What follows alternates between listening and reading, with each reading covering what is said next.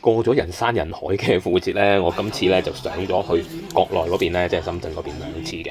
咁因為咧，我要整部無人機啦，同埋我要去配副眼鏡啦。咁我喺邊度配眼鏡？我喺邊度整部無人機？我慢慢同你講。同埋咧，今次咧我喺上邊咧食咗2餐嘅。咁我2餐咧都係年幾前咧我試過㗎啦。究竟香港人上咗去玩咗咁耐，消費咗咁耐喺嗰度，嗰啲餐廳，呢2間餐廳有咩變化呢？等陣間我逐樣同你哋講。放低咗無人機呢，咁我又有藉口去揾嘢食啦。咁但係基本上呢，我喺上面食嘅嘢呢已經食過好多唔同餐廳㗎啦。譬如我年幾前嚟過呢一間吳莊啦，我就覺得幾抵嘅，同埋呢，佢嘅質素呢都算係好高嘅。所以呢，我今次翻嚟整無人機嗰陣時呢，我就去咗呢一間吳莊，再食多一次。首先講翻佢嗰個環境先啦，我覺得真係坐得幾舒服嘅。佢又唔會逼，佢又冇話我同你講呢1個鐘頭要走，個半鐘頭要走。同埋呢，我哋都係一個數碼點餐啦。咁喺呢度呢，就冇一個靚團嘅餐嘅，我哋只會呢係基本上呢係逐樣咁點咯。咁但係佢價錢呢，我都可以話俾你聽呢，係唔係太貴啦。咁上一次呢，我食過北京填鴨啦，今次就唔再食，就嗌咗一隻嘅黑衣雞。咁另外咧，再加多3個餸嘅，其中一個係炒飯啦，另外一個係菜啦，最後仲有一個咧就係一個粉絲蒜蓉粉絲蒸蝦。咁呢個咧係我之前第一次食過咧，我覺得好食嘅，所以今次翻嚟咧就翻兜。首先同你哋講翻個黑衣雞先啦，永遠咧去邊度食咧黑衣雞都有一個儀式嘅。咁呢度咧就切埋俾你嘅啫，好簡單。咁但係咧個味道咧嗱，我覺得咧係唔錯嘅，但係始終有一樣嘢咯，唔知點解咧硬係覺得咧佢係一啲嘅皮膚嚟。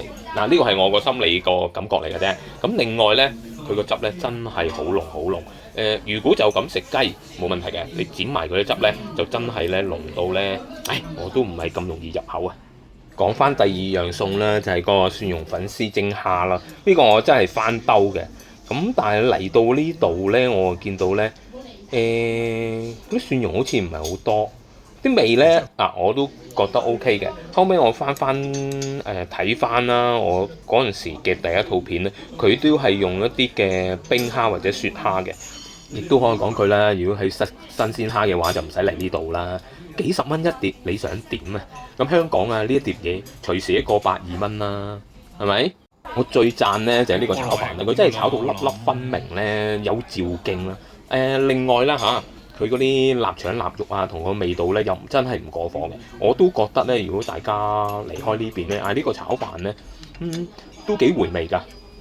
咁最後一個呢，就係砂鍋嘅黃蘿蔔，咁佢配料呢入邊呢就唔係青菜嚟嘅。咁都幾惹味嘅，係唯一呢。其實我食砂鍋唔係乾嘅咩？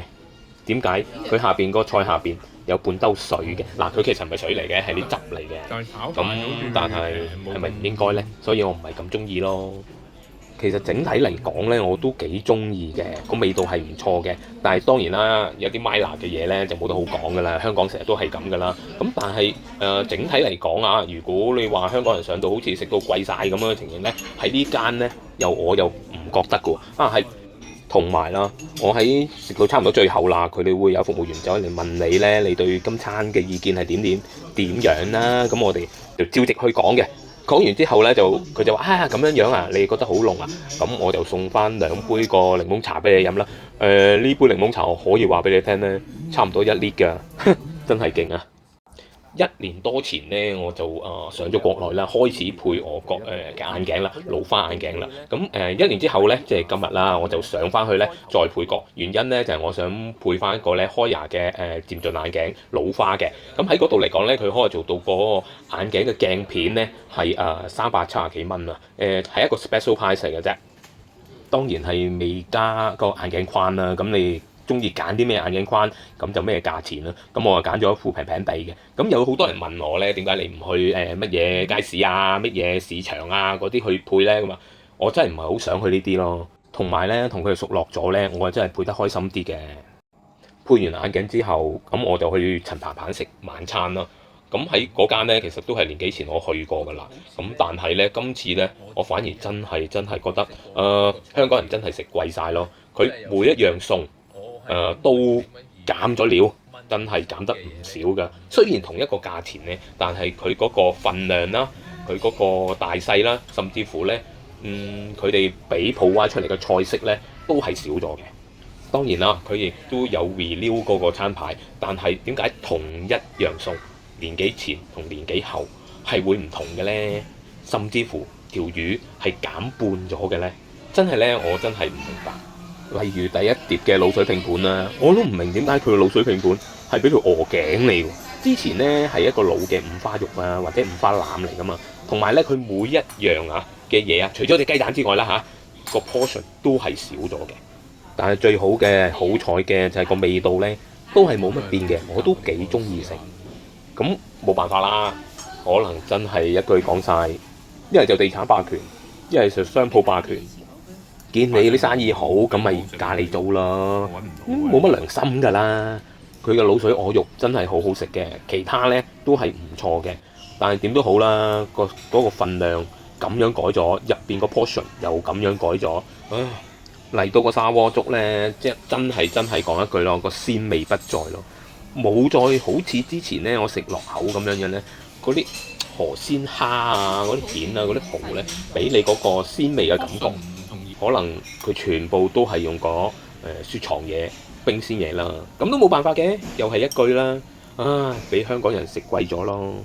見到啲蠔呢，同埋啲蜆呢，哇，真係瘦蜢蜢呢，都唔生肉嘅，唉，真係戥我自己可憐啊！原因可能都係我咯，食貴咗啊！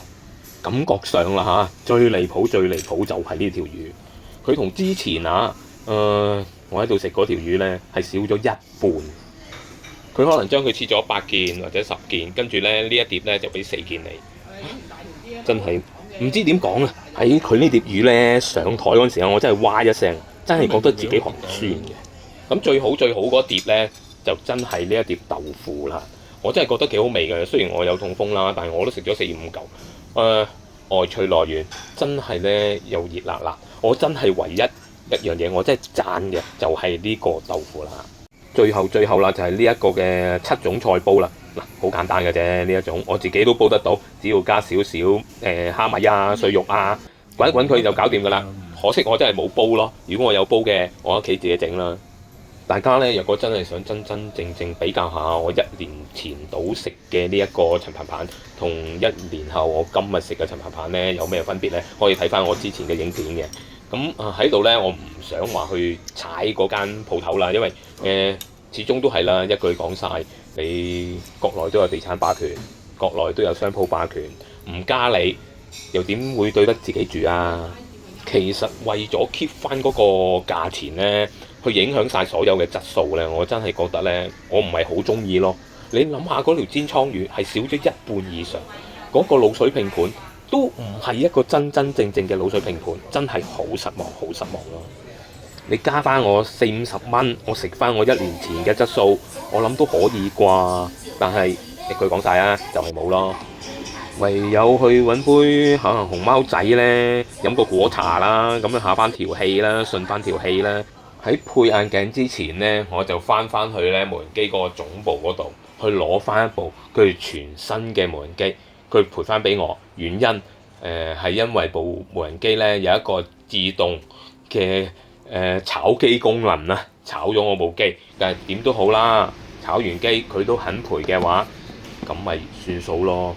如果大家呢係真係中意玩無人機嘅朋友呢，你不妨睇下我嚟緊嗰2套影片，我可以話清楚俾你聽，呢一部呢條歌究竟真係有咩缺點，同有乜嘢疑問，使到呢佢會有呢一個嘅自動炒機功能，同埋我會一字不漏咁話翻俾大家聽，究竟我整個嘅維修過程係點樣做嘅。好啦，希望大家能夠訂閱我頻道啦，我係阿 Sam，今日我講到呢度啦，再見，拜拜。